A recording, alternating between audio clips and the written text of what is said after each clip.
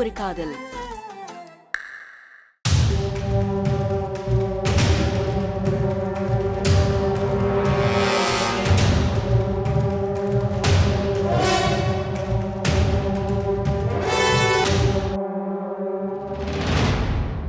பாருங்க சார், நீங்க வர வரைக்கும் எங்க எல்லா கேமராலையும் உங்களை தவிர இங்க சந்தேகப்படுற மாதிரி வேற யாரும் வரல சார். ஓகே, ஒருவேளை அப்படி யாராவது வந்தா உடனே எனக்கு இன்ஃபார்ம் பண்ணுங்க.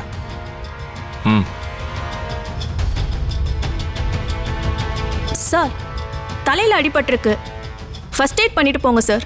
பரவாயில்ல.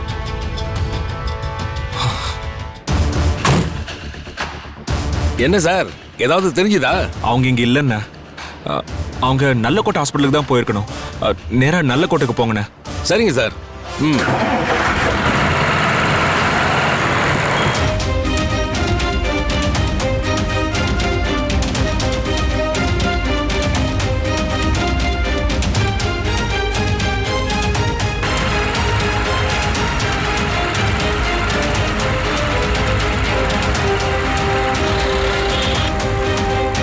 அண்ணே கொஞ்சம் இருங்கண்ணே, நான் போய் பார்த்துட்டு வந்துடுறேன்.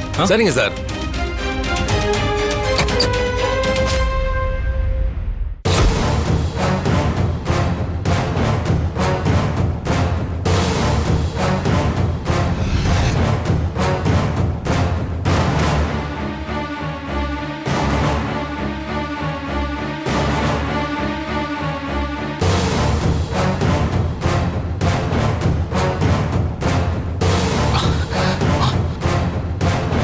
இன்னைக்கு டிஸ்சார்ஜ் ஆகுற பேஷண்டோட லிஸ்ட். Okay madam.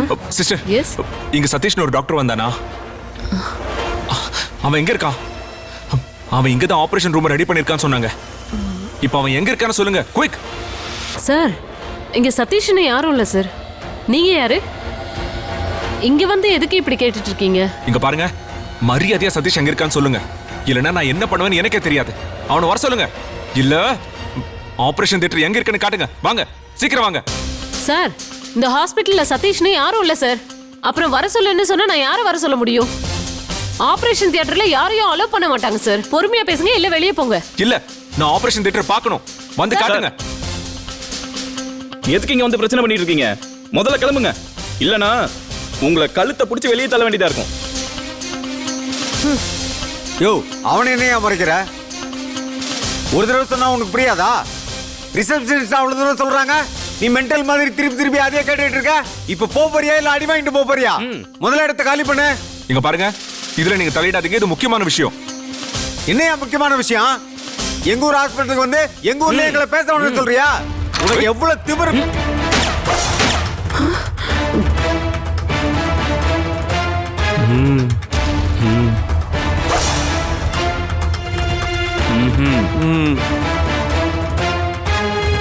வேண்டாம் சார்.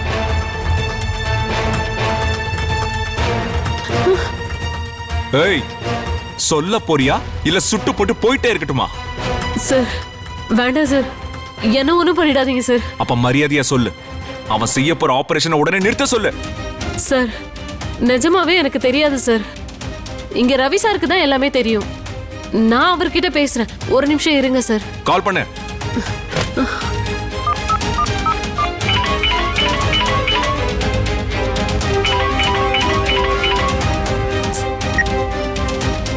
ஹலோ, சொல்லுங்க. ரவி சார். எதுக்கு இப்போ கால் பண்றீங்க? நான் தான் டிஸ்டர்ப் பண்ண வேணாம்னு சொன்னேன்ல. சார், இப்போ எதுக்கு தேவையில்லாம ஃபோன் பண்றீங்க? இங்க ஒரு பிரச்சனை சார். உடனே கீழே வாங்க சார். இங்க ஒரு முக்கியமான வேலையா இருக்கா.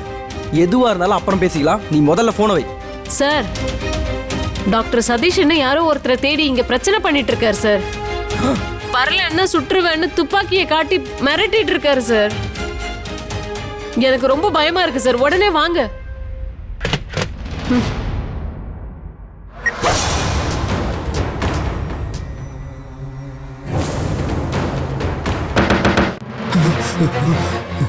என்ன பண்ற சதீஷ்? யாரோ கதவு தட்டுறாங்க. எனக்கு பயமா இருக்கு. திறக்கட்டுமா வேண்டாமா? நீ தேவையில்லாம பயப்படாத. கதவு தட்டுறது ரவியா தான் இருக்கும். அவனே திறந்து உள்ள வந்துருவான்.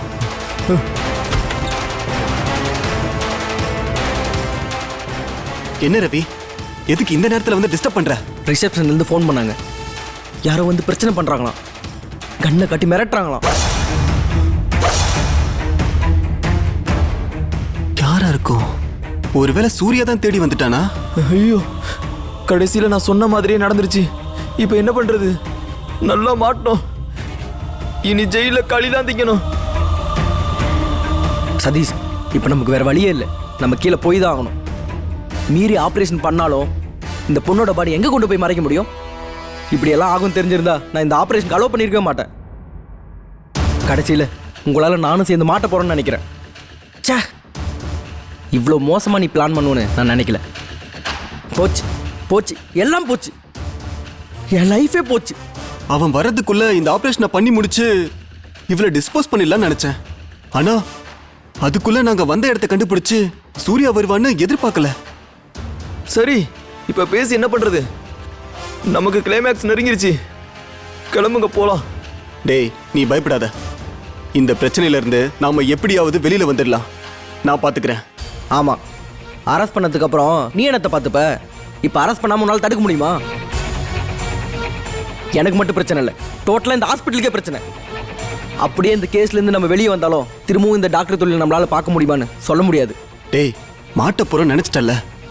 இந்த ஆபரேஷனை முடிச்சிடுறேன், அதுக்கப்புறம் போயிடலாம். இல்லை சதீஷ், நான் அலோவ் பண்ண மாட்டேன். இந்த ஆப்ரேஷன் பண்ண நான் அலோவ் பண்ண மாட்டேன்.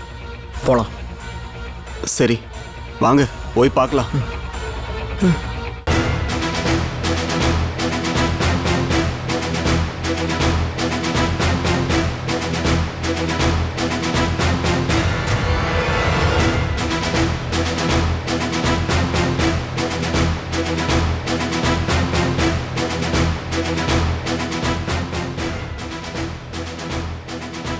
என்ன பிரச்சனைங்க? சதீஷ் எங்க? சதீஷா? அப்படி யாரு இங்க டாக்டர் இல்லையே?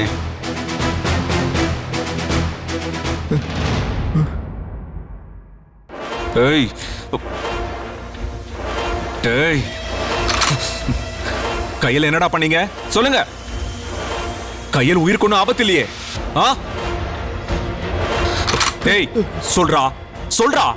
Sir, சுற்றாதீங்க sir. கையிலுக்கு ஒன்றுமே இல்லை சார். நல்லா தான் சார் இருக்காங்க. கொஞ்ச நேரம் போனால் மயக்கம் தெளிஞ்சிரு sir. Doctor sir, I'm deputy commissioner of police Suryakumar. Operation தியேட்டர்ல மயக்கமா இருக்கிற பொண்ணை மயக்கம் தெளிய வச்சு காப்பாத்துங்க சார். ஓகே சார், சீக்கிரம் போங்க. Okay doctor. எவ்வளவு தைரியம் இருந்தா மக்களுக்கு சேவ் பண்றேன்னு எங்களை நம்ப வச்சு எங்க ஹெல்ப்பாலேயே மெடிக்கல் கேம்ப நடத்தி மக்களுக்கு துரோகம் பண்ணுவீங்க? ஆ டேய், இனி நீங்க தப்பிக்கவே முடியாது. சார், நீங்க என்ன சொல்றீங்க? நீங்க நினைக்கிற மாதிரி நாங்க எந்த துரோகமும் பண்ணல. ஏதாவது பேசுன இருக்கிற கோவத்துக்கு சுட்டு தள்ளிட்டு போயிட்டே இருப்பேன். போலீஸ் என்ன முட்டாள் நினைச்சியா? டேய், நீங்க தான் கிராமத்துல நடந்த 2 கொலைக்கும் காரணம்னு தகுந்த ஆதாரம் இருக்கு. சார், செத்தது 2 பேர் இல்ல, 3 பேர் செத்துருக்காங்க சார். அத கூட மறந்து போய் பேசுறீங்க. இதுல இருந்தே தெரியுது நீங்க எங்க மேல வீணா பழிய போறீங்க. ஆமால, அது உங்களுக்கு தெரியாதுல்ல? ராசாத்தி சாகல தம்பி.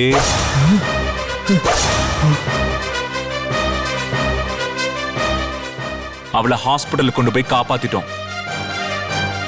உங்க கேஸ்ல ராசாத்தியை காப்பாத்தின டாக்டரும் ஒரு விட்னஸ்.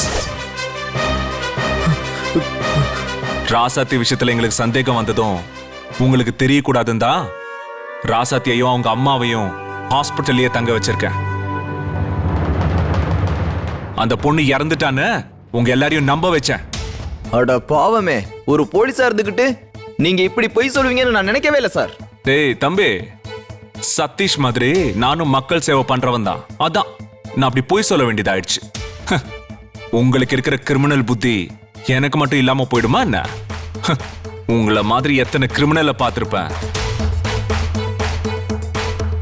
அது மட்டும் இல்ல, நீங்க கயல் கிட்ட பேசுனதெல்லாம் கயல் வச்சிருந்த ப்ளூடூத் மூலமா என் போன்ல ரெக்கார்ட் ஆயிருக்கு. அதுவும் ஒரு ஸ்ட்ராங்கான எவிடன்ஸ். நீங்க தேவையில்லாம எங்க மேல பழி சுமத்துறீங்க. அப்பாவி ஜனங்களை கொல்றதால எங்களுக்கு என்ன சார் கிடைக்க போகுது? அப்படி அவங்க சாவுல சந்தேகம் இருந்தா யாரு கொலைகாரன்னு கண்டுபிடிங்க சார். அதை விட்டுட்டு கௌரவமா சர்வீஸ் பண்ற எங்களை எதுக்கு டார்கெட் பண்றீங்க? அவ்வளவுதானே?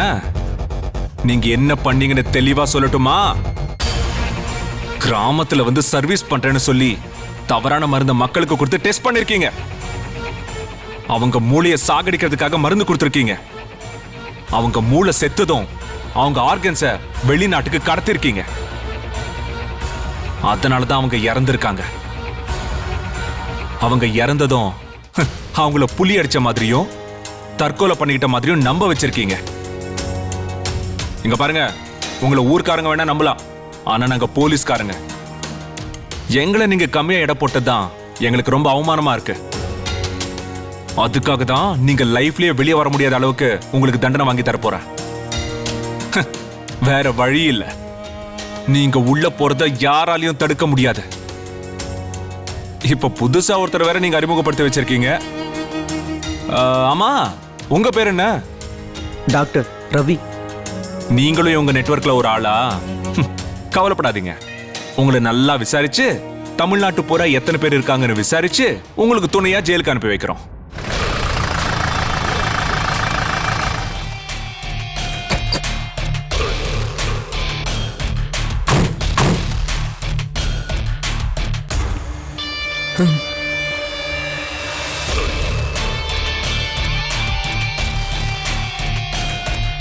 சார். சார். சார், இவங்க மட்டும் இல்ல, இந்த ஹாஸ்பிட்டல்ல புதுசா ஒரு விருந்தாளி இருக்காரு. அவர் தான் இந்த 2 பேருக்கும் உதவி செஞ்சிருக்காரு. அவரையும் சேர்த்து அரெஸ்ட் பண்ணுங்க. Okay sir. உங்க உதவி மட்டும் இல்லைன்னா இவங்களை பிடிச்சிருக்கவே முடியாது சார். ரொம்ப தேங்க்ஸ் சார். கிரிமினல்ஸ் யார் பிடிச்சா என்ன சார்? இவனுங்கெல்லாம் வெளியே இருந்தா இன்னும் எத்தனை பேரை கொல்லுவாங்கன்னு தெரியாது. இந்த ஹாஸ்பிட்டல் டீன் யாருன்னு கேட்டு அவரையும் விசாரிங்க. சந்தேகம் வந்தா ஹாஸ்பிட்டலுக்கு சீல் வைங்க. Okay sir. இவனுங்க மொத்த நெட்வொர்க்கையும் கண்டுபிடிச்சாகணும். அது வரைக்கும் பிரஸுக்கு தெரியாம பாத்துக்கோங்க.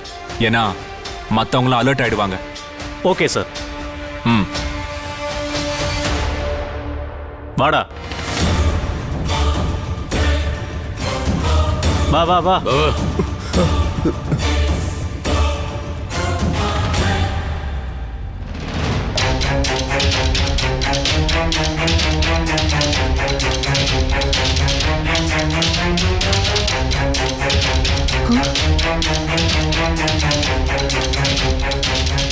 சதீஷ், எதுக்கு உன்னை போலீஸ் கூட்டிட்டு போறாங்க?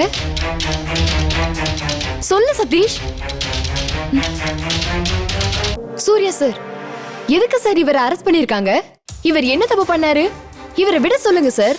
அர்ச்சனா, போலீஸ் அவங்க கடமையை செய்றாங்க. நீ முதல்ல அவங்கள போக விடு. நான் என்ன பிரச்சனைன்னு உனக்கு விவரமா சொல்றேன். நடடா ஸ்டேஷனுக்கு.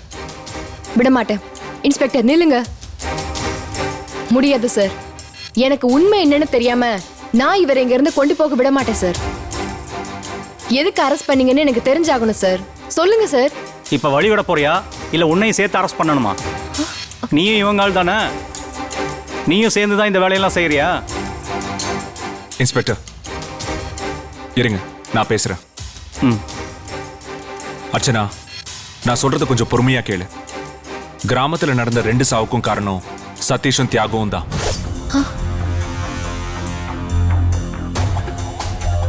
அவங்க தானா சாகல. அவங்கள மெடிக்கல் பர்பஸ்க்காக இவங்க 2 பேரும் கொலை பண்ணிருக்காங்க. கொலை? அதுக்கு தகுந்த ஆதாரம் இருக்கு. ஃபாரன்சிக் ரிப்போர்ட்ல அது தெளிவா தெரிஞ்சிருச்சு. துளசி வீட்டுக்காரர் உடம்புல டாக்டர் ஸ்டிச்சஸ் இருந்திருக்குன்னு நீயே கயல் கிட்ட சொல்லியிருக்க. உனக்கு ஞாபகம் இருக்கா? கயலுக்கு அப்பவே சதீஷ் மேல சந்தேகம் வந்துச்சு. அவன் கொலை பண்ணிட்டு புலி அடிச்ச மாதிரி நம்ப வச்சிருக்கான். அதே மாதிரிதான் 2வது கொலையும் நடந்திருக்கு. அத தற்கொலை நம்ப வச்சிட்டான். இவனுங்களை ஆதாரத்தோட பிடிக்க வந்த கயலை கடத்திக்கிட்டு வந்து மயக்க மருந்து கொடுத்து இங்க ஹாஸ்பிட்டல்ல வச்சு அவளோட லிவர் எடுக்க பிளான் பண்ணிருக்காங்க. சார், நீங்க சொல்றதெல்லாம் கேட்கும்போது என்னால நம்பவே முடியல சார். என்ன சதீஷ், என்னென்னவோ சொல்றாங்க. இதெல்லாம் உண்மையா? நீ என்ன லவ் பண்றது உண்மைன்னா அவங்க சொல்றது உண்மையா இல்லையான்னு சொல்லு.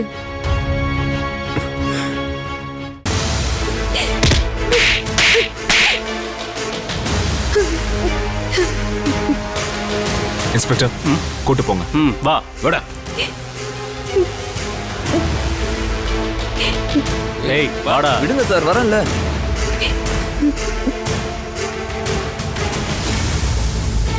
வா வண்டியில் இரு. ஏறுங்கய்யா. Yes sir.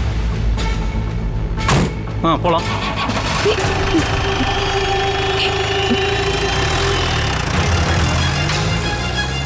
அர்ச்சனா, உனக்கும் இந்த கேஸ்க்கும் சம்மந்தம் இல்லைன்னு எங்களுக்கு நல்லாவே தெரியும். அதனால தான் உன்னை நாங்கள் இதில் இன்வால்வ் பண்ணல. நடந்ததெல்லாம் ஒரு கெட்ட கனவா மறந்துட்டு உன் லைஃபை பாரு. நீங்க ரொம்ப நல்லவர் சார். மக்களுக்கு உண்மையா சேவை செய்யணும்னு நினைக்கிறீங்க பாரு. உங்களை மாதிரி ஒருத்தர் கிடைக்கிறதுக்கு கொடுத்து வச்சிருக்கணும் சார். அந்த வகையில கயல் ரொம்ப கொடுத்து வச்சுவாங்க. நீங்க 2 பேரும் லவ் பண்றீங்கன்னு எனக்கு நல்லாவே தெரியும். கயலை பத்திரமா பாத்துக்கோங்க சார். நான் வரேன்.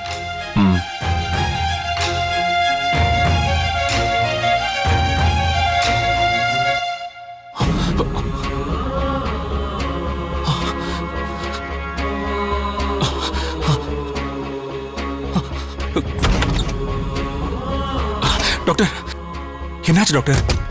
உள்ளதான் இருக்காங்க. மயக்கம் தெளிகிற மாதிரி இன்ஜெக்ஷன் போட்டிருக்கோம். இப்போ கண்ணு முழிச்சிருவாங்க. உள்ளே போய் பாருங்க. Thank you doctor. Thank you so much.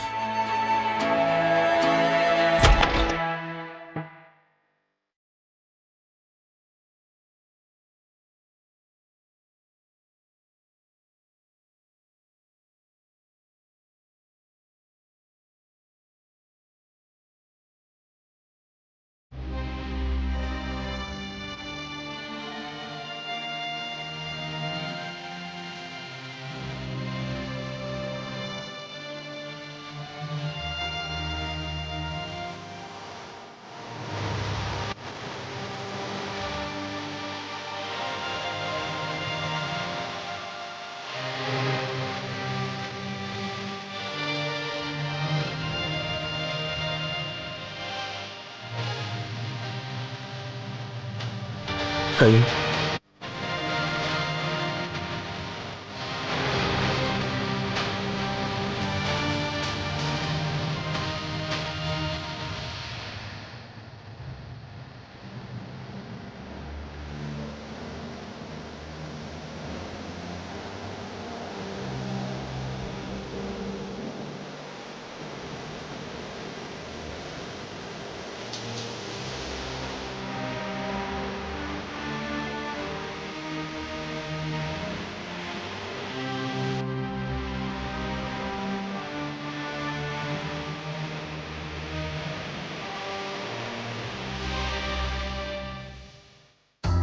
நான் தப்பு பண்ணிட்டேன் கயல்.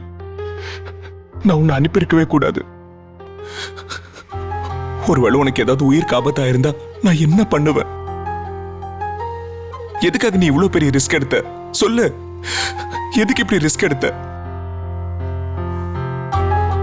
இது எல்லாத்துக்கும் காரணம் நீ வாழ்க்கையில ஜெயிக்கணுங்கிற வெறி தானே? அதுவும் என்ன ஜெயிக்கணுங்கிற வெறி தானே காரணம்? என் மேல இருக்கிற கோவம் தான் உன்னை இப்படி எல்லாம் பண்ண வைக்குது. எல்லாரும் உன்னை வீட்டு விட்டு அனுப்பும் போது நான் அமைதியா இருந்து உன் மேல இருந்த என் கோவத்தை காட்டிட்டேன். அது உன்னால தாங்கிக்க முடியல. அதனாலதான் நீ இப்ப வரைக்கும் என் மேல கோவத்தோட இருக்க. எனக்கு அது நல்லா தெரியுது கயல். என் மேல உனக்கு இருந்த கோவம் இன்னும் அப்படியே தான் இருக்கு. இந்த கோவம் தான் வைராக்கியமா மாறி என்னை தாண்டி நீ சாதிக்கணும்னு நினைக்கிற. என்னை விட்டு ரொம்ப தூரம் தள்ளி போகணும்னு நினைக்கிற.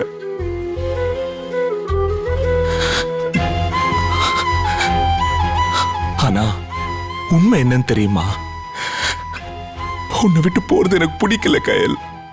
அதனாலதான் நீ முன்னேறது பிடிக்காத மாதிரி நான் நடந்துகிட்டேன். ஆனா நீ நினைச்சத சாதிச்சிட்ட. என்ன தாண்டி சாதிச்சிட்ட.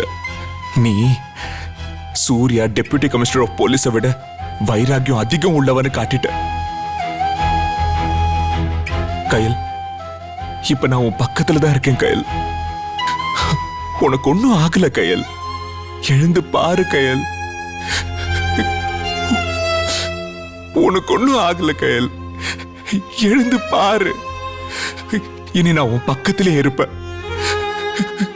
கயல், கண்முழிச்சு பாரு கயல். எழுந்துரு கயல், ப்ளீஸ்.